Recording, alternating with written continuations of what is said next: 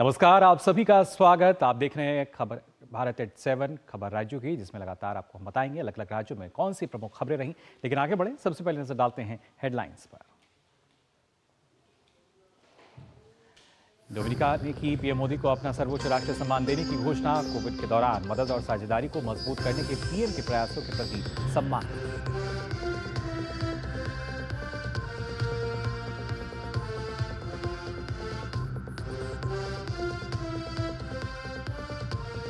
प्रधानमंत्री नरेंद्र मोदी ने महायुति सरकार की नीतियों को बताया शोषितों और वंचितों की ताकत। महाराष्ट्र में जनसभाओं को संबोधित कर कांग्रेस पर साधा निशाना।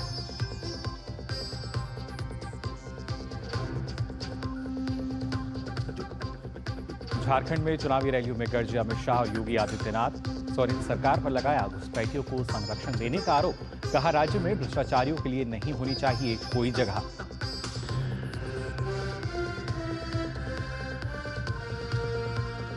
उत्तर प्रदेश लोक सेवा आयोग का बड़ा निर्णय। मुख्यमंत्री के निर्देश पर पीसीएस प्रारंभिक परीक्षा एक ही दिन में कराने का फैसला। लाखों छात्रों में खुशी की लहर।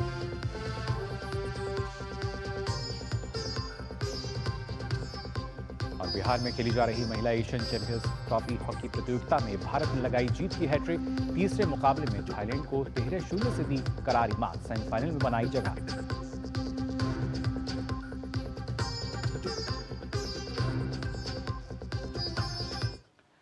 और आइए भारत एट 7 में सबसे पहले बात करते हैं महाराष्ट्र के रण की। जी हां, आपको बता दें, महाराष्ट्र के विधानसभा चुनाव दलों और नेताओं के लिए बेहद महत्वपूर्ण है। बहुत से नेताओं के लिए तो ये चुनाव अस्तित्व का सवाल भी है। इसलिए प्रचार में कोई भी दल कमी नहीं छोड़ रहा। चाहे बात महाविकास आघाड़ी की करें या महायुति की, इनके दिग्गज नेता प्रचार की कमान संभाले हुए हैं। महाराष्ट्र में जैसे जैसे मतदान की तारीख नजदीक आ रही है, प्रचार अभियान भी उतना ही तेज होता जा रहा है। महायुति और महाविकास आघाड़ी गठबंधन के सभी बड़े नेता प्रचार अभियान में ताकत झोंक रहे हैं। इस कड़ी में प्रधानमंत्री नरेंद्र मोदी ने प्रदेश में प्रचार की कमान संभाली। प्रधानमंत्री ने राज्य में चुनावी रैलियों को संबोधित करते हुए कहा कि महाराष्ट्र का ये चुनाव केवल नई सरकार चुनने का ही चुनाव नहीं है। इस चुनाव में एक ओर संभाजी महाराज को मानने वाले देशभक्त हैं और दूसरी ओर औरंगजेब के गुणगान करने वाले लोग हैं। जिन्हें संभाजी महाराज के नाम पर आपत्ति है, जिन्हें उनके हत्यारे में अपना मसीहा दिखता है, ये लोग महाराष्ट्र और मराठी स्वाभिमान के खिलाफ खड़े हैं कि नहीं खड़े हैं? ये लोग हमारी पहचान के खिलाफ है या नहीं है? वहीं प्रदेश के मुख्यमंत्री एकनाथ शिंदे की उपस्थिति में दूसरे दलों के कई लोग शिवसेना में शामिल हुए। इस मौके पर एकनाथ शिंदे ने कहा कि कांग्रेस के साथ मिलकर उद्धव ठाकरे पार्टी के मायने खत्म कर रहे थे, इसलिए हमने उनका साथ छोड़ा। दूसरी तरफ महाविकास आघाड़ी के नेता भी प्रचार में जोर लगाते दिख रहे हैं। कांग्रेस अध्यक्ष मल्लिकार्जुन खड़गे ने जनसभाओं को संबोधित करते हुए गठबंधन की जीत का दावा किया। वहीं दूसरी तरफ कांग्रेस नेता राहुल गांधी ने भी राज्य में प्रचार के दौरान वादा किया कि अगर हम जीतते हैं तो महिलाओं को हर महीने 3000 रुपए और फ्री बस सेवा मुहैया कराएंगे। कांग्रेस पार्टी और महाविकास आघाड़ी जीतने वाली है, सरकार बनाने वाली है। एक अच्छा सरकार हम लोग महाराष्ट्र को देंगे।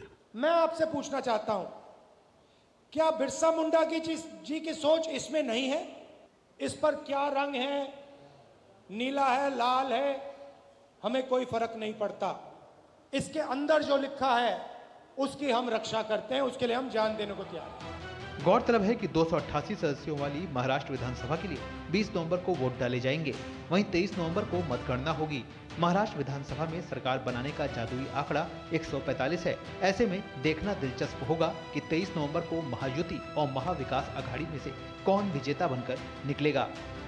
Bureau report, DD news.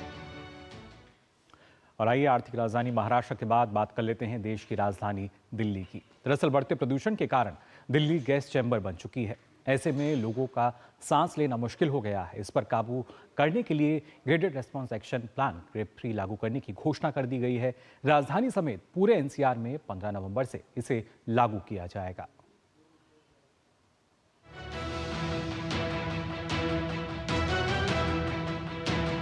पिछले कई हफ्तों से राष्ट्रीय राजधानी दिल्ली में प्रदूषण का स्तर बेहद खतरनाक स्थिति में बना हुआ है। गुरुवार को दिल्ली के कई स्थानों पर कोहरे और धुंध की शक्ल में वायु प्रदूषण की बदतर स्थिति देखी गई।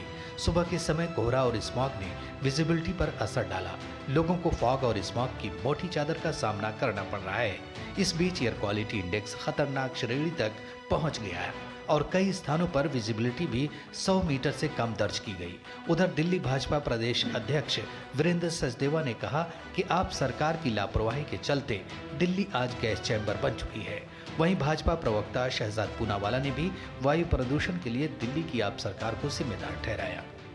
दिल्ली में एयर पोल्यूशन अरविंद केजरीवाल के पंजाब का पराली का धुआं और PM 2.5 जो डस्ट से पैदा होता है, इसका मूल कारण है, जिसको दूर करने का काम इस दिल्ली की सरकार को करना था, लेकिन दिल्ली की सरकार ने गंभीरता नहीं दिखाई है। इसलिए हम बार बार कह रहे हैं स्कूल के बच्चों की छुट्टी घोषित की जाए और जितने बड़े बुजुर्ग हैं इनके लिए एडवाइजरी जारी की जाए कि आप सुबह घर से सैर के लिए ना निकलें। दिल्ली पर प्रदूषण की लेयर तो छाई हुई है और 10 साल से आम आदमी पार्टी का कहर छाया हुआ है। इसीलिए आज ये बिना ऐसे मास्क किए या गमछा लगाए या मास्क पहने आप बाहर निकल नहीं सकते।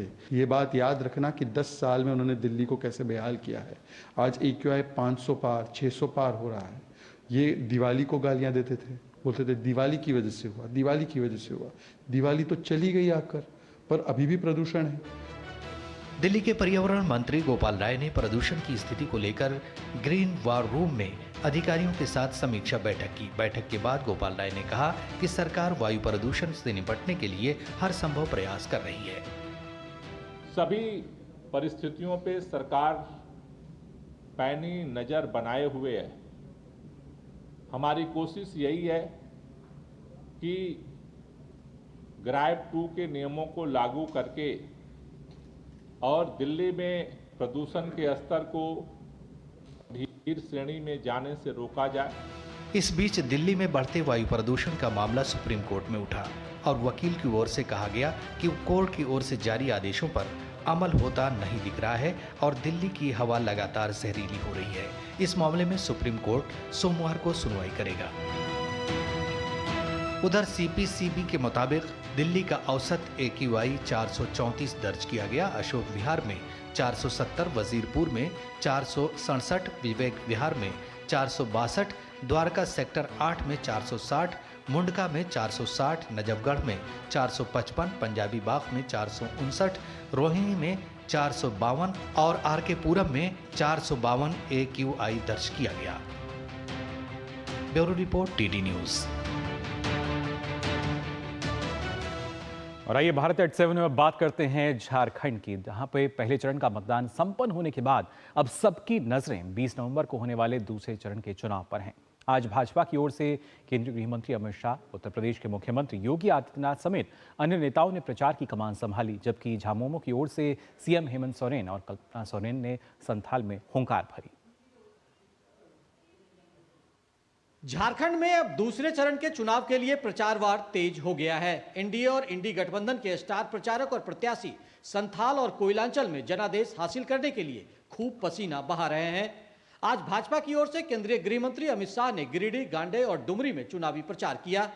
इस दौरान उन्होंने कहा कि पहले चरण के चुनाव में झामुमो और कांग्रेस का सुपड़ा साफ है और यह तय हो गया है कि झारखंड में एनडीए की सरकार बनेगी।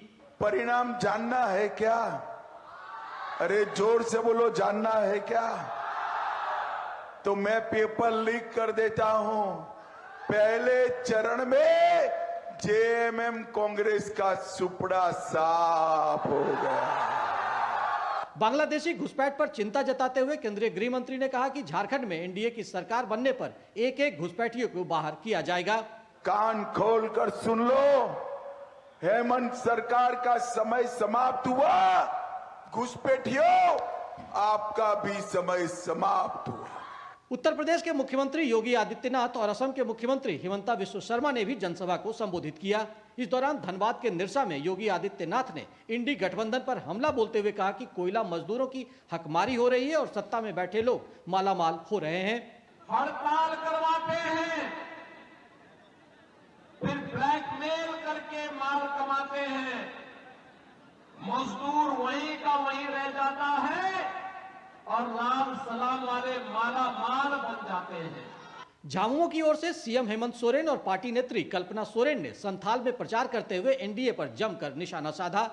उन्होंने कहा कि भाजपा का षड्यंत्र कभी सफल नहीं होगा। ये लोग 5 साल से पकड़ते पकड़ते थका हुआ है और आज तक ये हमारा बाल भी बाका नहीं कर पाए। आदिवासियों को बहुत हितैषी बने हुए हैं, इनसे पूछना चाहिए जब इस भारत देश का मणिपुर राज्य चल रहा था। संथाल और कोयलांचल में अब बयानों के चुनावी तीर खूब चल रहे हैं, जो अगले 4 दिनों तक आरोप प्रत्यारोप और दावों के रूप में राजनीति के मंच पर सुनाई देंगे। झारखंड के सत्ता शीर्ष में पहुंचने का मार्ग इसी कोयला नगरी और वीरों की भूमि संथाल से होकर गुजरता है। इन 2 क्षेत्रों की 38 सीटों पर जो बेहतर करेगा, सत्ता उसके करीब होगी। इसलिए सभी दल अपना आखिरी दांव खेलने में लगे हैं, क्योंकि कहा जाता है अंत भला तो सब भला। दूरदर्शन समाचार के लिए विकास के साथ मैं दिवाकर कुमार। और आइए बात करते हैं अंतर्राष्ट्रीय व्यापार मेले की। जी हां, राजधानी दिल्ली में आज से ट्रेड फेयर शुरू हो गया है। इंडिया ट्रेड प्रमोशन ऑर्गेनाइजेशन द्वारा आयोजित देश का सबसे बड़ा व्यापार मेला 27 नवंबर तक भारत मंडपम परिसर में हो रहा है। केंद्रीय वाणिज्य मंत्री पीयूष गोयल ने इस मेले का उद्घाटन किया। इस बार ट्रेड फेयर की थीम विकसित भारत एट 2047 रखी गई है।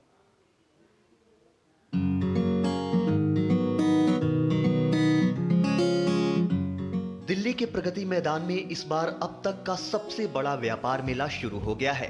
43वें भारतीय अंतर्राष्ट्रीय व्यापार मेले का वर्चुअल उद्घाटन वाणिज्य और उद्योग मंत्री भारत सरकार पीयूष गोयल द्वारा किया गया। इस बार ट्रेड फेयर की थीम विकसित भारत एट 2047 रखी गई है। साथ ही केंद्रीय मंत्री जी किशन रेड्डी ने भारत अंतर्राष्ट्रीय व्यापार मेले में खनन मंत्रालय के मंडप का उद्घाटन किया। इस मौके पर उन्होंने कहा कि सरकार अगले 2 से 3 माह में अब तटीय खनिज ब्लॉक की नीलामी शुरू करने की योजना बना रही है। 80 स्टॉल देखने के बाद एक पूरा जनरल पब्लिक भी, जनरल स्टूडेंट्स की भी, जनरल यूथ की भी एक अंडरस्टैंडिंग हो जाएगा माइनिंग सेक्टर में भारत सरकार कैसे काम करे, माइनिंग सेक्टर का कंट्रीब्यूशन, भारत का जो विकसित भारत में हमारा कंट्रीब्यूशन का क्या है, सो लोगों को समझ में है। वहीं नीति आयोग के सदस्य डॉक्टर वीके पॉल ने भारत अंतर्राष्ट्रीय व्यापार मेले में स्वास्थ्य और परिवार कल्याण मंत्रालय के पंडाल का उद्घाटन किया। इस पंडाल में स्वास्थ्य संबंधित तमाम जानकारियां प्रदान की जा रही हैं। जो 70 साल के ऊपर का प्रधानमंत्री जन आरोग्य योजना का कवरेज हुआ है हमारे सीनियर सिटीजन के लिए, उसके बारे में जागरूकता बताई जा रही है। कैसे ये कार्ड बनेगा उसकी बात हो रही है। ये रेवोल्यूशनरी है। यूएन यहाँ दिखाया जा रहा है कि जो कि इम्यूनाइजेशन प्रोग्राम में ताकत डालने के लिए एक बहुत बड़ी डिजिटल सिस्टम जो कोविन से हमने सीखा उसको हमने जोड़ा गया। बता दें कि छोटे बड़े कारोबारियों के लिए IITF देश के सबसे पॉपुलर ट्रेंड इवेंट में से एक है और यहां आने वाले विजिटर्स के लिए भी ये नए प्रोडक्ट्स, इनोवेशन, क्राफ्ट देखने समझने का एक बड़ा मौका होता है। हर साल हम बहुत ज़्यादा वेट करते हैं क्योंकि यहाँ पे हर तरह का क्लाइंट आता है, हर तरह का कस्टमर आता है, B2B भी और B2C भी, जिससे हमें नई नई चीज़ें, उनकी रिक्वायरमेंट पता चलती है और उसी पे हम वर्क करते हैं next year. We are getting very good response and मैं चाहता हूँ जितनी लार्ज स्केल हो और मीडियम स्केल हो, स्मॉल स्केल इंडस्ट्रीज हो specially, they should come in this व्यापार मेला। भारत अंतर्राष्ट्रीय व्यापार मेले के टिकट DMRC के ऐप और ITPO के ऐप से ऑनलाइन बुक किए जा सकते हैं। पहले 5 दिन मेले में व्यापारी वर्ग के दर्शकों के लिए रखे गए हैं और उसके बाद ये मेला आम जनता के लिए खोल दिया जाएगा। सामान्य दिनों में वयस्कों के लिए टिकट 80 रुपए और बच्चों के लिए 40 होगा, जबकि वीकेंड और अवकाश के दिनों में टिकट 150 और 80 रुपए रहेगी। भारत मंडपम में 43वां भारत अंतर्राष्ट्रीय व्यापार मेला शुरू हो चुका है। व्यापार मेले के पहले 5 दिन केवल व्यापारी वर्ग के दर्शकों के लिए रखे गए हैं, जबकि आम जनता इस मेले का दीदार 19 नवंबर के बाद कर सकेगी। कैमरामैन आनंद कुमार के साथ गिरीश निशाना, डीडी न्यूज दिल्ली। और खबरें बाकी राज्यों की भी आपको बताएंगे, लेकिन भारत एट 7 में फिलहाल हम यहाँ रुक रहे हैं एक छोटे से ब्रेक के लिए। खुद को पैम्पर करिए MDH बादाम रोगन के साथ, जो आपको संवारे, निखारे और नरिश करे। चमके चमके हाँ, दमके दमके, त्वचा में समाये, हाइड्रेट करे, हर उम्र की त्वचा का पोषण करे। You deserve the purity. MDH बादाम रोगन, नेचुरल, टेंडर, प्योर। चमके चमके। ये सोलर पावर बन गया। फ्यूचर बन गया। क्या चल रहा है बेबी? पापा और मैं फ्यूचर बना रहे हैं। फ्यूचर ही तो बना रहे हैं, हर ओर डीकार्बोनाइजेशन बढ़ा के और सालों से प्रोड्यूस होते वॉट्स में ग्रीन मिला के। NTPC Green, a wholly owned subsidiary of NTPC Limited, brightening India's tomorrow with green watts.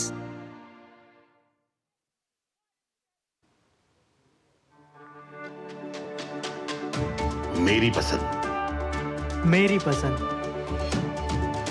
मेरी पसंद, मेरी पसंद, हमारी पसंद, हम सबकी पसंद।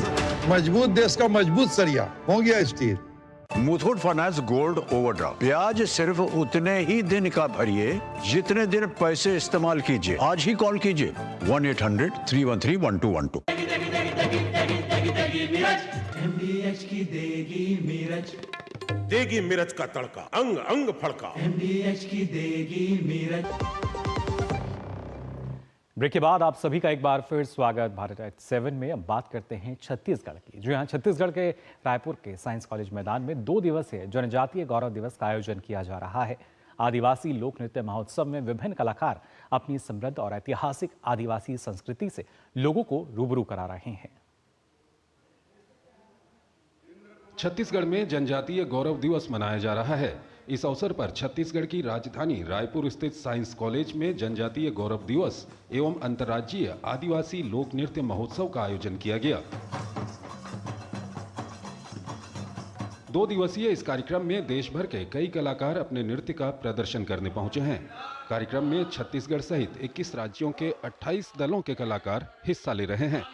खास बात यह है कि कार्यक्रम में शौर्य, लोक कला, संस्कृति की वैभवशाली विरासत, विकास और निर्माण में सशक्त भागीदारी को याद किया जा रहा है। इस मौके पर छत्तीसगढ़ के मुख्यमंत्री विष्णुदेव साय ने कहा कि पीएम मोदी और पूर्व प्रधानमंत्री अटल बिहारी वाजपेयी ने जितनी जनजातीय समाज की चिंता की है, आजादी के 75 साल में उतनी चिंता किसी ने नहीं की। हमारे देश के यशस्वी प्रधानमंत्री श्री नरेंद्र मोदी जी और ये देश के पूर्व प्रधानमंत्री, जन जन के नेता, भारत रत्न और हमारे छत्तीसगढ़ के निर्माता श्री अटल बिहारी वाजपेयी जी, उमन जितना हमारे जनजातीय समाज की चिंता करी है आजादी के 75 साल में, उतना कोई चिंता नहीं करी। वहीं समारोह में हिस्सा लेने आए कलाकारों ने खुशी जताते हुए कहा कि इस तरह के कार्यक्रमों से जनजातीय समूहों की सांस्कृतिक विरासत की झलक देखने को मिलती है। कलाकारों ने साथ ही कहा कि पीएम मोदी आदिवासी जनजाति को आगे बढ़ाने का काम कर रहे हैं। जिस प्रकार जनजातीय क्षेत्र दिन प्रतिदिन आगे बढ़ता जा रहा है और हर क्षेत्र में हमारे देश के जो माननीय प्रधानमंत्री जी हैं, हर क्षेत्र में जनजाति को आगे लाने के लिए बहुत कार्य कर रहे हैं। प्रधानमंत्री हमारे लिए बहुत अच्छा किए हैं कि अब आदिवासी लोग को भी हमारा मतलब उनको सबको कुछ जमा करके कुछ उनके लिए भी फायदा करा रहा है कि मतलब संस्कृति वालों को भी बुलाता है और फिर उनको लिए रोजी रोटी भी तो दे ही रहा है। सब हर जिला से, हर राज्य से बुलाते रहते हैं। गौरतलब है कि 15 नवंबर को भगवान बिरसा मुंडा की 159वीं जयंती के अवसर पर प्रधानमंत्री नरेंद्र मोदी बिहार के जमुई से जनजातीय गौरव दिवस का शुभारंभ करेंगे, जिसका गवाह पूरा देश बनेगा। आदिवासी समाज के लिए बिरसा मुंडा भगवान के प्रतीक हैं और आजादी की लड़ाई में बिरसा मुंडा जी ने अपना महत्वपूर्ण योगदान दिया था। बिरसा मुंडा ने ब्रिटिश सरकार के दौरान हो रहे धर्मांतरण को लेकर इसका खुला विरोध किया था। यही वजह है कि आदिवासी समाज के लोग उन्हें भगवान की तरह पूजते हैं। अपने कैमरा सहयोगी काशी के साथ सोमेश पटेल, डीडी न्यूज, रायपुर, छत्तीसगढ़। और फिलहाल हम यहाँ रुक रहे हैं एक और छोटे से ब्रेक के लिए, जल्द हाजिर होते हैं।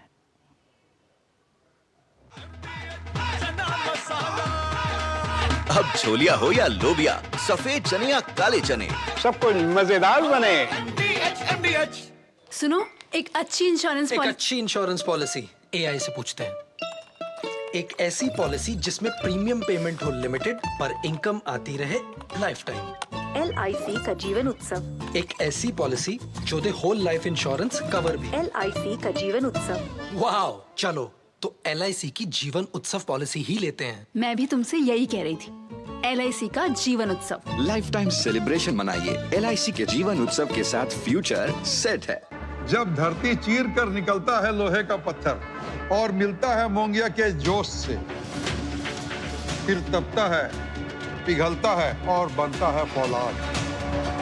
अब होता है सरिया सारी खूबियों के साथ। मोंगिया स्टील, मजबूत देश का मजबूत सरिया। MDH का किचन किंग किचन में हो तो हम सब कुछ बना सकते हैं। बैंगन का भरता, आलू गोभी, भिंडी मसाला और भी बहुत कुछ। MDH। ब्रेक के बाद आप सभी का एक बार फिर स्वागत। भारत 7 में बात करते हैं राजस्थान की, जहां पे टोंक जिले में बुधवार को उपचुनाव के दौरान SDM को थप्पड़ मारने वाले नरेश मीणा को गिरफ्तार कर लिया गया। मीणा को गिरफ्तारी के बाद समर्थकों ने समरावता गांव के बाहर उनियारा हिडोली हाईवे पर बवाल काटना शुरू कर दिया, लेकिन पुलिस ने उपद्रवियों को खदेड़ दिया। राजस्थान के टोंक जिले के देवरी उनियाला विधानसभा सीट पर उपचुनाव के लिए हुए मतदान के दौरान निर्दलीय उम्मीदवार नरेश मीणा द्वारा SDM को थप्पड़ मारने के मामले ने तूल पकड़ लिया है। राजस्थान के टोंक में SDM को थप्पड़ मारने वाले नरेश मीणा को पुलिस ने गिरफ्तार कर लिया है। टोंक के SP भारी पुलिस फोर्स के साथ नरेश मीणा को गिरफ्तार करने उसी के गांव में पहुंचे थे, जहां मीणा अपने समर्थकों के साथ धरने पर बैठे थे। हालांकि उसके समर्थकों ने पुलिस के साथ नोकझोंक करने की कोशिश भी की, लेकिन पुलिस ने आखिरकार नरेश मीणा को गिरफ्तार कर लिया। इसके अलावा मामले में अन्य कई लोगों को भी हिरासत में लिया गया है। शांति बनाए रखें और जिस तरीके से पहले शांति व्यवस्था कायम थी, आगे भी वैसे नहीं। कुछ लोगों को इसमें डिटेन किया गया है, जिनके द्वारा पथराव किया गया और जिनके द्वारा हत्या की गई। अभी उसकी वीडियोग्राफी जो कराई गई थी उसको भी देखा जा रहा है। नरेश की गिरफ्तारी के बाद उनके समर्थकों ने हंगामा करने की कोशिश की, लेकिन पुलिस ने आंसू गैस के गोले छोड़कर उन्हें तितर-बितर कर दिया। वहीं इस मामले को लेकर सत्तारूढ़ भाजपा सरकार और कांग्रेस आमने सामने है और दोनों एक दूसरे पर आरोप लगा रहे हैं। कानून व्यवस्था बनाने के लिए सरकार को जो कुछ भी जरूरी लगता है वो सब कदम वहाँ उठा रही है और वहाँ स्थिति अब नियंत्रण में है। जिस तरीके का भी वहाँ पे घटनाक्रम हुआ है उसके ऊपर सरकार की नजर है और जो भी लोग दोषी हैं उन सब के खिलाफ कार्रवाई करने का काम सरकार कर रही है। अभी तक जो घटनाक्रम सामने आया है तो उसमें जो कोई भी दोषी है वो सरकार की नजर में है और जांच में जो कुछ भी सामने आएगा वो जल्द सामने आ जाएगा। जो कल की घटना बड़ी दुर्भाग्यपूर्ण घटना है। अब कल की घटना के बाद में आप बताइए, सरकार का इकबाल बचा है क्या? सरकार का इकबाल होता है गवर्नेंस के लिए, शासन तब होता है तब अच्छा गवर्नेंस में इकबाल बना रहे। इकबाल ही खत्म हो गया। गिरफ्तारी से पहले नरेश मीणा ने SDM पर आरोप लगाया कि वो किसी पार्टी विशेष के उम्मीदवार को जिताने के लिए वहां फर्जी वोटिंग करा रहे थे। गौरतलब है कि नरेश मीणा इससे पहले कांग्रेस में थे और सचिन पायलट के समर्थक रहे हैं, लेकिन टिकट नहीं मिलने पर निर्दलीय मैदान में उतर गए। समरावता में थप्पड़ कांड के बाद में नरेश मीणा को गिरफ्तार कर लिया गया है। गिरफ्तार करके उसे पुलिस टोंक लेके गई है।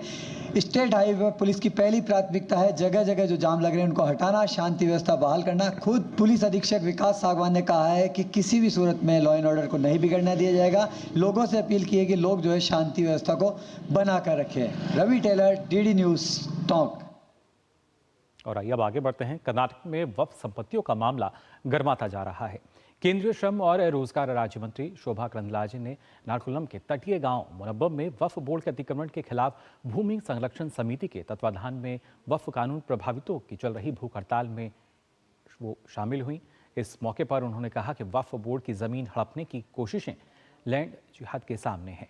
1954 में वक्फ बोर्ड के पास 10,000 एकड़ से भी कम जमीन थी और आज उसके पास 38 लाख एकड़ जमीन है।